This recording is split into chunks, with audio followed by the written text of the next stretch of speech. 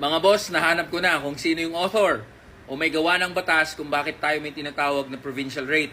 Ang Wage Rationalization Act of 1989 ay naging batas dahil kay Congressman Alberto S. Veloso at Senador Ernesto Boy Herrera. Sino ba yung dalawang hayop na mambabatas na yan? Si Congressman Alberto Veloso ay representative ng 3rd District ng Leyte mula 1987 hanggang 1998. Siya ay galing sa pamilya ng mga Veloso na hanggang ngayon ay aktibo sa politika sa Leyte. Siya ang author at nag-file ng House Bill No. 23227 na counterpart nitong provincial rate sa Kongreso. Sa kabilang banda naman, si Senador Ernesto Boy Herrera ang nagsulong ng provincial rate sa Senado.